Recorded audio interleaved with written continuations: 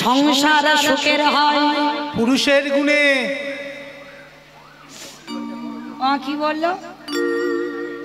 পুরুষের গুণে, রমণীর গুণে?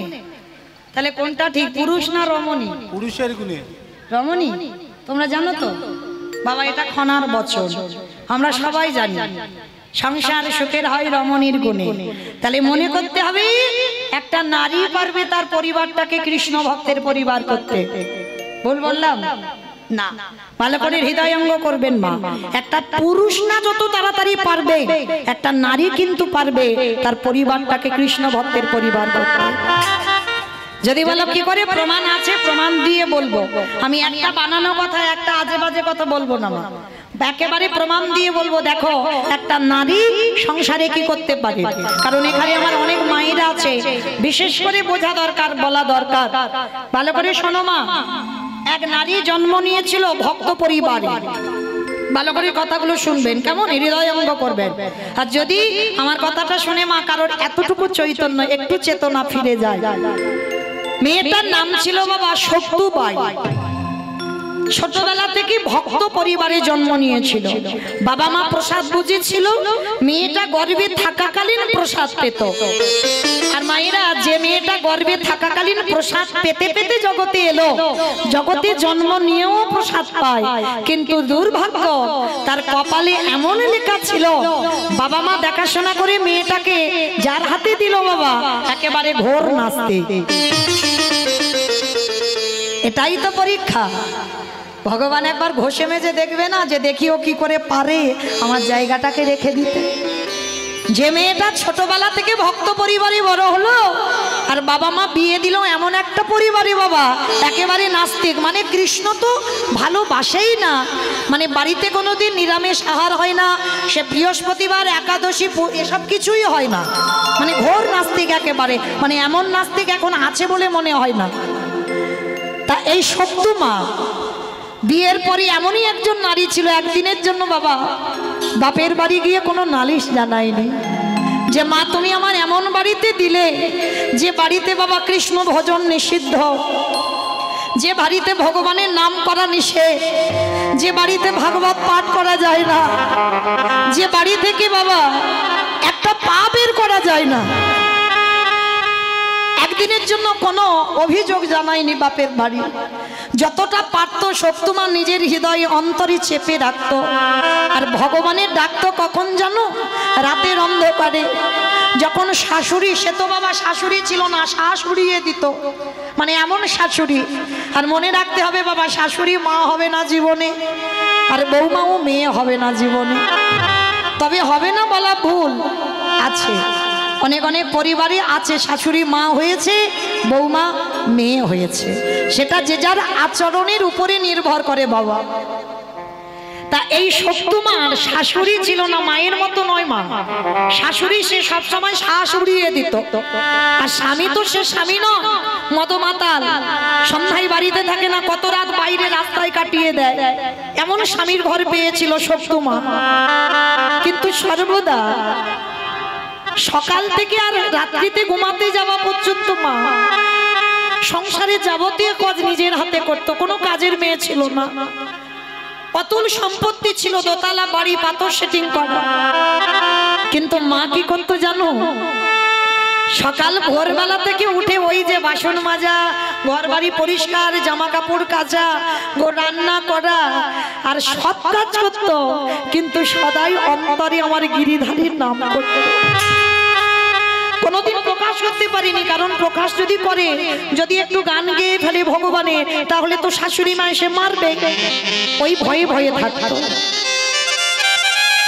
একদিন সত্যমা কি করেছে, বাসন মাজছে সকাল সকাল, আর কয়েকজন বৈষ্ণব মিলে বাবা ভাগবত পাঠ হবে গ্রামে, বলতে বলতে যাচ্ছে।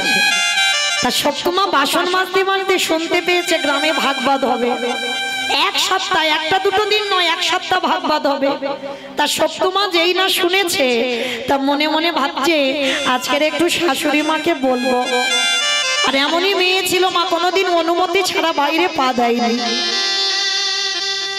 তার শাশুড়ি মার কাছে গিয়ে গলায় কাপড়টা দিয়ে বলছে, মা একটা কথা বলবো মা।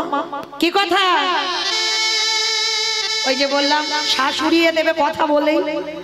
বৌমা যেই না হাত জড়ো করেছে, বলো কি চাও?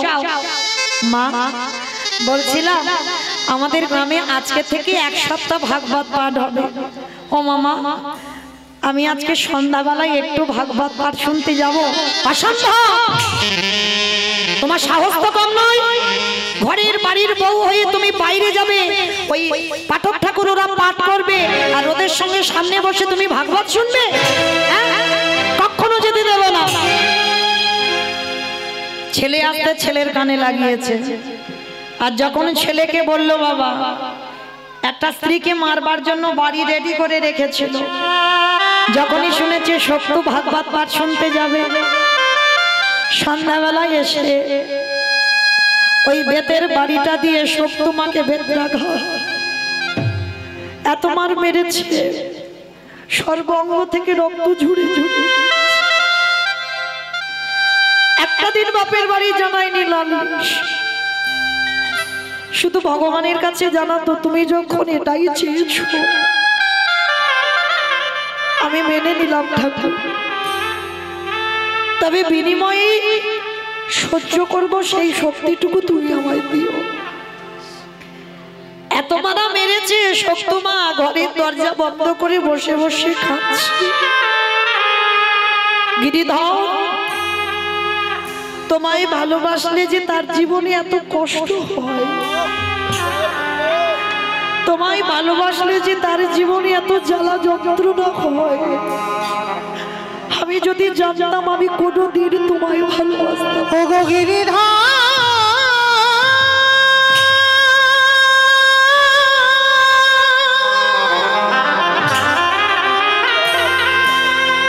যে জন্যে তোমায় ভালো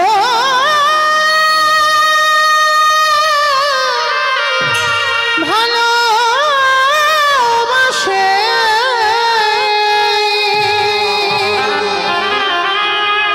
তারে কি এমনি করে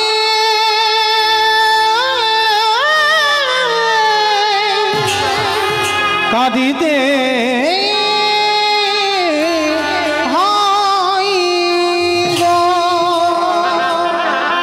সর্বশরীর এত মার মেরেছে, জ্বালা যন্ত্রণা, কেউ একবারও দেখতে আসেনি মেয়েটা কেমন আছে, রাত্রিবেলা কাঁদছে। আরে কি গিরিধরে থাকতে পারে ডাকার মতো যদি ডাকা যায়, ভালোবাসার মতো যদি বাসা যায়, আমার ভগবানের রাতের অন্ধকারে ওই শাশুড়ি মার রূপটা ধরেছে। ভালো করে দেখেন, শাশুড়ি মার রূপ ধরে ওই শক্ত মার কাছে এসে ডাকছে, বৌমা ও বৌমা। চমকে উঠেছে, কে কে আমায় ডাকছে বৌমা বলে তাড়াতাড়ি করে মাথায় কাপড়টা দিয়ে শাশুড়ি মার কাছে, ওই যে অঙ্গ থেকে রক্ত বেরোচ্ছে দেখতে দেবে না, সারা শরীরটা ঢাকা দিয়ে শাশুড়ি মার জন্য দরজা খুলে দিয়েছে। মা, বৌমা মাথায় হাত বুলিয়েছে, ভগবান বেশি শাশুড়ি মাথায় হাত বুলিয়েছে, যেই না হাতটা দিয়েছে সত্যমা চমকে উঠেছে। পরশমণির থেকে তো আরো মূল্যবান গো, যেই না পরশ করেছে না দেহটা একেবারে ঠান্ডা হয়ে গেছে, যে জ্বালা যন্ত্রণা ছিল আর কিছু হচ্ছে না। কিন্তু সত্যমা বুঝতে পারেনি, অনুভব করতে পারছে না। ভগবান মাথায় হাত দিয়ে বলছে, বৌমা ছেলেকে বলে মার খাইয়েছি, কষ্ট হয়েছে, যাও, ছেলে এখন ঘুমাচ্ছে, তুমি যাও, এই সময়ে তুমি একটু ভাগবত শুনে এসো। অবাক হয়ে গেল সত্যমা, মা আমি যাব? তুমি তো সকালবেলা থেকে আমায় কত বকলে মারলে, আর এখন তুমি আমায় যেতে বলছো? হ্যাঁ বলছি। তুই এত কাঁদছিস আমি ঘর থেকে শুনতে পাচ্ছি, যা মা।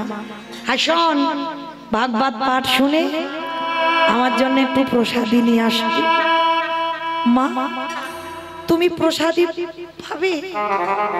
হ্যাঁ পাবো না তো কি করব, তুই যাবি যখন আমার জন্য একটু প্রসাদী আনবি। সপ্তমা বুঝতে পারলো না, ওটা ভগবান শাশুড়ির বেশ ধরে অনুমতিটা দিয়ে দিল। আর সপ্তমা অনুমতিটা পেয়ে সন্ধ্যাবেলায় ওদিকে ভাগবত শুরু হয়ে গেছে।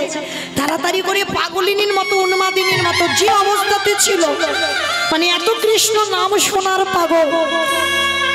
এই যেমন আপনারা মানুষের তো কত টাইমের সময়ের জ্ঞান বাবা, কত মানুষের কলির মানুষের কত কাজ, তবু কিন্তু সব কাজ ফেলে রেখে ছুটে এসেছেন হরিবাস। আমার মতো অধকীর্তনিয়া এখন তো বাবা মোবাইলে বিছানায় ঘুমিয়ে ঘুমিয়ে শোনা যায়। তাহলে কিসের আশায় এসেছে? দেখতে তো নয়। কেউ যদি বলে দেখতে ভুল, কারণ ওটা তো দেখা যাচ্ছে। তাহলে কিসের আশায়? হৃদয়ে প্রেম ভক্তি আছে বলে যদি একবার কানে ভক্ত মানুষের হরি নাম হবে, এই কথাটা যদি একবার কানে যায়, তারা সব কাজ ফেলে রেখে পাগলের মতো ছুটে আসে। নিতাই গৌর হরি বল, হরি বল, হরি বল। এইবার সপ্তমা হরির ভাগবত পাঠ শুনবে বলে ওই যে অবস্থাতে ছিল মা পাগলিনীর মতো ছুটে গেছে। এদিকে ভোর হয়ে যাচ্ছে। ভগবান মনে মনে চিন্তা করলো, ভোর হয়ে গেল, বাসি বাসন পরে আছে, এঁঠো বাসন, কাপড় জামা ভর্তি করে রেখে দিয়েছে শাশুড়ি মা। ঘর দাবা পরিষ্কার করতে হবে। আর এমতো সময় ভগবান ভাবছে, আর শাশুড়ি মার ঘুমটা ভেঙে গিয়ে দেখে না বৌমার ঘরে দরজা খোলা। ছেলেকে ডেকেছে, ছেলে উঠে দেখছে বউ ঘরে নেই। শাশুড়ি মা রেগে গিয়ে বললেন, ওর এত বড় সাহস, ওর এত বড় স্পর্ধা, আমার মারার সত্ত্বেও আমার আদেশ বিনা ও চলে গেল ভাগবত পাঠ শুনতে। আসো, বাসি কাপড় পরে আছে, বাসি ঘর পরে আছে, এঁঠো বাসনগুলো পরে আছে, আর ও মেয়ে গেছে ভাগবত শুনতে। ও দেখাচ্ছি ও আসুক একবার। সবকিছু এঁঠো বাসন কোসন সব পড়ে আছে, ঘর একেবারে এলোমেলো। আরো শাশুড়ি মা ইচ্ছা করে বিছানা ফিছানা ওলট পালট করে দিয়েছে, যাতে সে আরো বেশি কাজ করতে হয়। হরি বল। আর এদিকে শাশুড়ি মা দরজায় একটা বেতের বাড়ি নিয়ে দাঁড়িয়ে আছে। আর ভাগবত পাঠ শেষ হয়ে গেছে, একেবারে বাবা সকাল হয়ে গেছে। আর সকাল হতে সপ্তমা প্রসাদীটা নিয়ে এইবার ফিরছে কোথায়? বাড়িতে। আর যেই না প্রসাদীটা আঁচলে করে বাড়িতে ফিরছে, গিরিধর মনে মনে করছি ওর কাজগুলো তো আমাকে করে দিতে হবে, কারণ এখনো এঁঠো বাসন পড়ে আছে, না হলে তো আরো মার খাবে। আমার ভগবান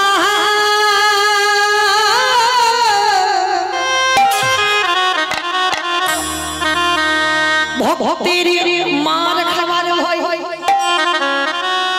নিজের হাতে ভগবান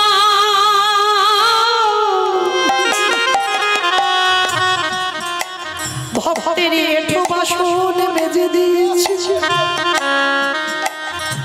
সকালবেলা ভগবান নিজের হাতে ঘর মুছে দিয়েছে। যত জামা কাপড় ছিল ভগবান কেচে মেলে দিয়েছে। বাসি বিছানা পরিষ্কার করে গুছিয়ে রেখেছে। সব কাজ আমার ভগবান রেডি করে রেখে দিয়েছে। আর ওদিকে সপ্তমা ভাগবত পাঠ শুনে আসছে। শাশুড়ি মা দরজায় দাঁড়িয়ে যেই না সপ্তু পাটা দিয়েছে, দাঁড়া, তো সাহস হলো কি করে? আমার আদেশ ছাড়া তুই ভাগবত শুনতে গেলি? অবাক হয়ে গেল সপ্তমা। মা, আপনি কি বলছেন? আপনি তো আমাকে বললেন যে সকালবেলা মেরেছি, বকেছি, কষ্ট হয়েছে, তুই ভাগবত শুনতে চলে যা। না, এটা কোনোদিন হতে পারে না। আমি তোকে অনুমতি দিয়েছি। হ্যাঁ মা, আমি তোমার আদেশ ছাড়া তো আমি কোথাও যাই না কোনোদিন। এত বড় মিথ্যা অপবাদ আমার গায়ে লাগাচ্ছিস? তুই এমন একজন নারী, আমার অনুমতি, আমার ছেলের আদেশ ছাড়া তুই চলে গেলি। দেখাচ্ছি মজা তোর দ্বারা। ওই বেতের বাড়ি নিয়ে সকালবেলা ভাগবত পাঠ শুনে আসতেই ওই বেতের বাড়িটা দিয়ে বেতটা ঘা দূর হয়ে যা, বেরিয়ে যা গিরিধার।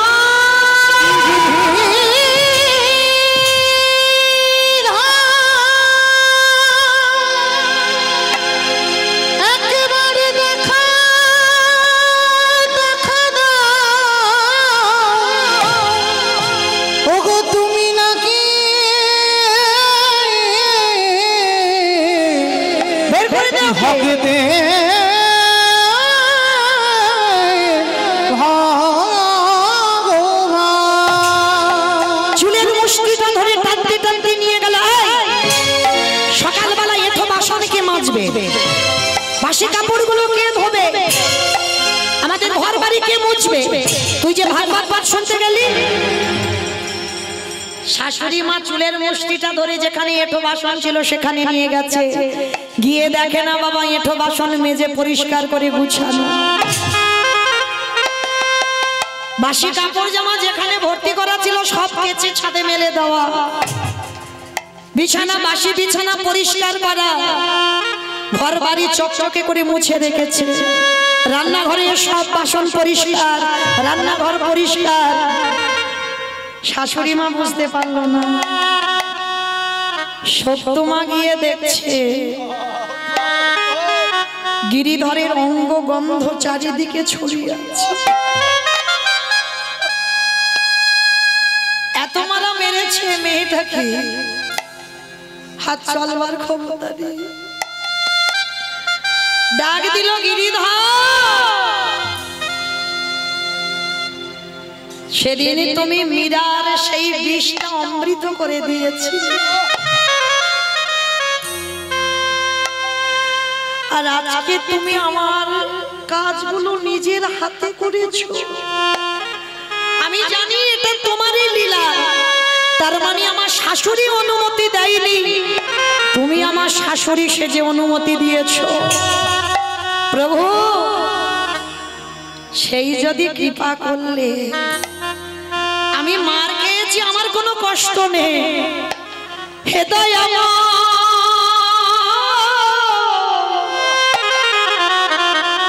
এই বাড়িতে যদি তুমি চরণে দিয়েছো, আমার শাশুড়ি কি একবার তোমার করিল, আমার স্বামী কি একবার তোমার চরণের দাস বানাই। প্রভু এই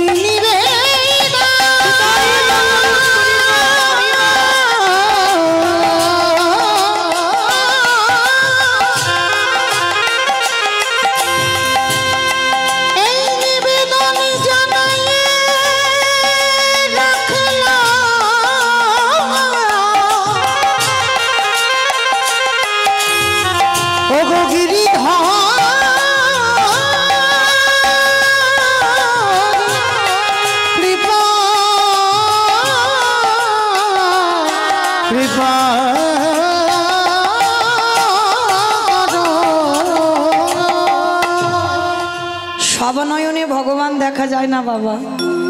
দন্তের সভা সব মানে সর্বস্ব, তালবের সভা সব মানে মরা।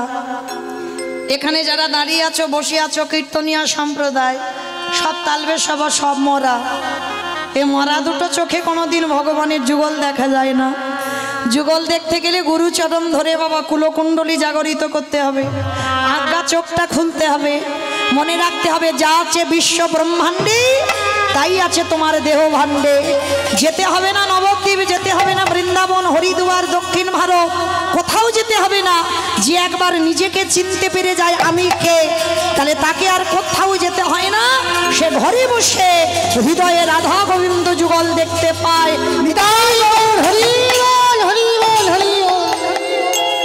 কিন্তু আমাদের সেই আধ্যাত্মিক চেতনা হয় না, তাই বাবা আমরা মঠ মন্দিরে ঘুরে ঘুরে বেড়াই।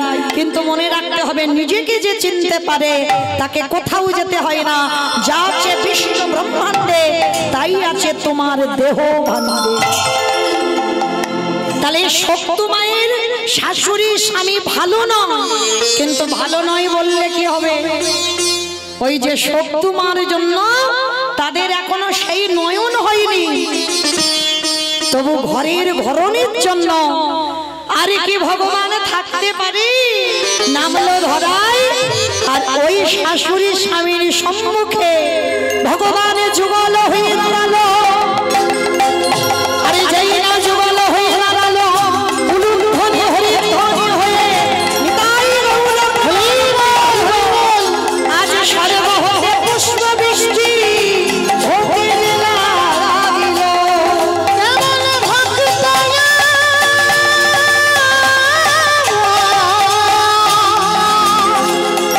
কেমন ভব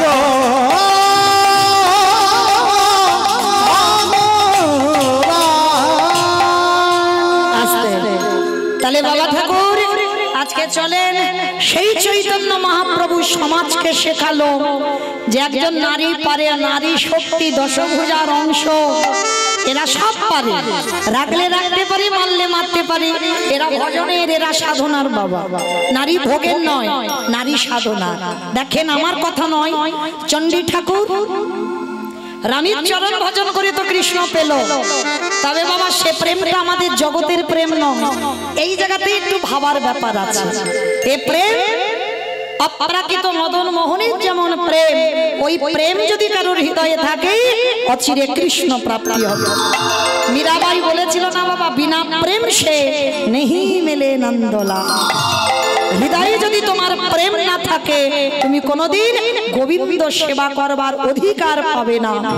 তো আজকে সেই যে বাবা মীরাবাই যেমন পেয়েছিল, আবার দেখেন চণ্ডী ঠাকুর রানীর চরণ ভজন করে পেল, আবার জয়দেব গোস্বামী মা পদ্মাবতীর চরণ সেবা করে রাধা মাধবের কৃপা পেল, আবার বিল্লমঙ্গল একজন পতিতা বারবনিতা পতিতা নারীর চরণ সেবা করে, চিন্তামণির চরণ সেবা করে পেয়ে গেল গোবিন্দ চরণ।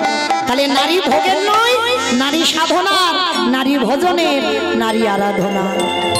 কেহ বলে পুরারীতি রামন মহিলা, কেহ বলে পুরারীতি।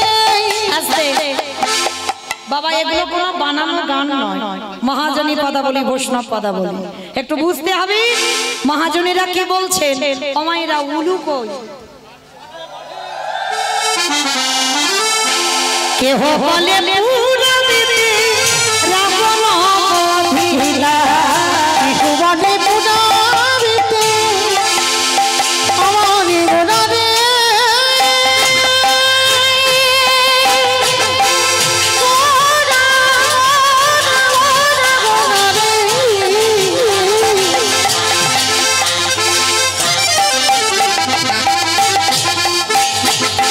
আমারে গোদা গোদা গোদা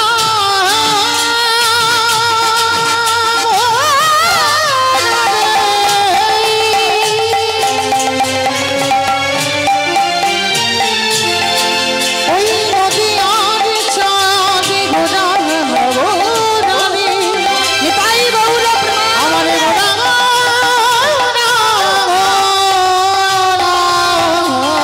কেহ বলে পুনারিতে রামন মহিলা। আজি গোলকের বৈভবে লীলা প্রকাশ করিলা, গোলকের বৈভবে লীলা প্রকাশ করিলা, আহা গোলকের বৈভবে লীলা প্রকাশ করিলা। সেই রাধার ভাবে গোদায় অবতারা, আদি শ্রী রাধারে ভাবিয়ে গোড়ায় অবতার, শ্রী রাধারে ভাবিয়ে গোড়ায় অবতার। হরে কৃষ্ণ নামে গৌর করিলা প্রচার, হরে কৃষ্ণ নামে গৌরে করিলা প্রচার, আহা হরে কৃষ্ণ নাম গৌর করিলা প্রচার। এইবারে লীলা প্রকাশ হলো, এইবারে লীলা প্রকাশ হলো, এইবারে লীলা প্রকাশ হলো, এইবারে লীলা প্রকাশ হলো। গোলকের বৈভবে লীলা প্রকাশ করিলা, আহা গোলকের বৈভবে লীলা প্রকাশ করিলা, গোলকের বৈভবে লীলা প্রকাশ করিলা। বাসুদেব ঘোষে কহে করি জোড়হা, কৌরি জোড়হা অগজে গো সেই কৃষ্ণ কৃষ্ণ সেই তো জগন্নাথ। সেই তো জগন্নাথ।